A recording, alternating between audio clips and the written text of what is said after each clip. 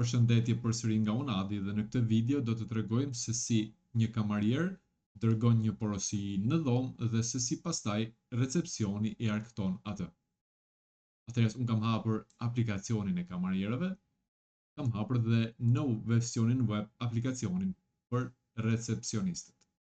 E ta mbyllim pak këtë, të shkojmë te kalendari, do krijoj një rezervim të ri, do vi tek dhoma 202. 202 e kam të zënë, do marr dhomën 104. Ok, po marrim dhomën 104. Për këtë restorant test, mëngjesi i përfshirë, ka ardhur nga telefoni, nuk ka rëndësi. Shteti Shqipëri, Durrës dhe ID-ja është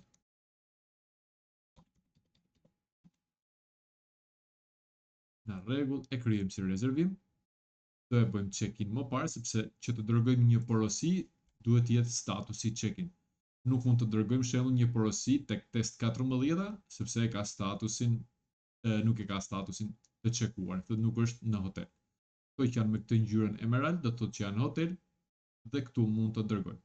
Vim tek restoranti, shikojmë foljen që është bosh, dhoma 104.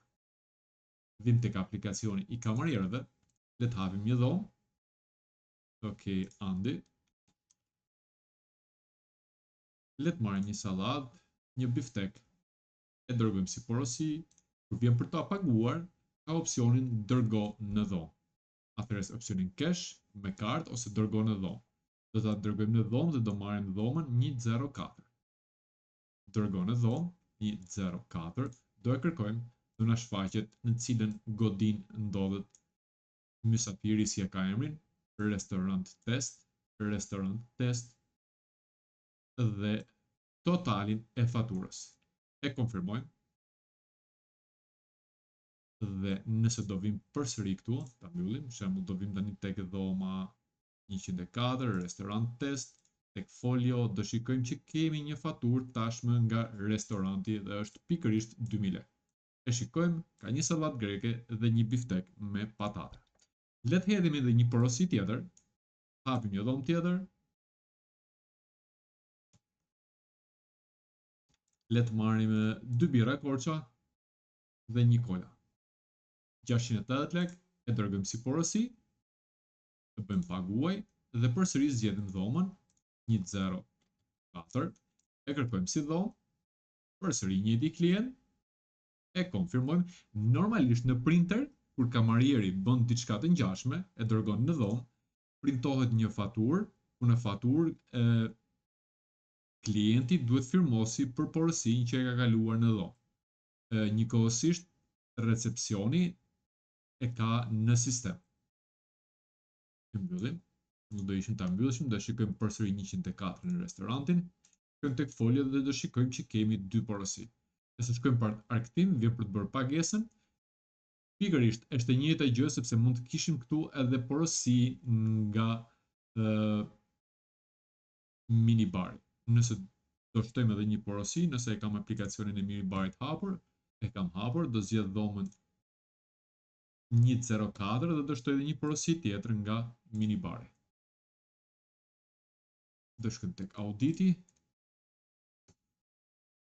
Audit 104, do vendos edhe një kola edhe një birë, edhe 2 produkte tjera. E dërgoj auditin, u krye, e tani nëse e hapim, te folio, do shikojmë që kemi 2 porosi nga restoranti dhe 1 nga minibari. Shkojmë për arktim, do e zgjedhim edhe minibarin, dhe do shikojmë që i kemi të gjitha. Mund t'i heqim dhe mund t'i vendosim. Por, le t'i paguajmë të gjitha në një faturë të vetme. Do zgjedhim mënyrën e pagesës, nëse është cash apo kartë, për shembull është kartë, konfirmo, e konfirmojmë edhe një herë për siguri dhe do vim tek mos nuk e detajet e rezervimit, tek faturat dhe do shikojmë që kemi 2 fatura. Faturën e dhomës dhe faturën e produkteve që ka konsumuar, faturën e porosive. Le ta bëjmë pak printo dhe do shikojmë që kemi porosit. Të gjitha të listuara dhe të fiskalizuara. Ka të porosi që i ka nga restoranti dhe nga minibar. Në rregull, kjo ishte se si mund të dërgojmë ose si mund të dërgojë kamarieri porosi në dhomë dhe se si më pas recepcioni i arkton ato. Është kaq e thjeshtë dhe kaq praktike. Thjesht dërgoje në dhomë dhe arktoje para se të largohet.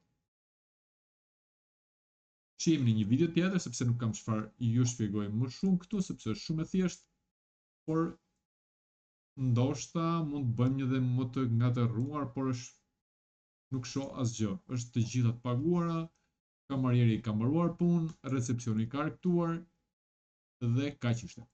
Ju përshëndes dhe shihemi në një video tjetër.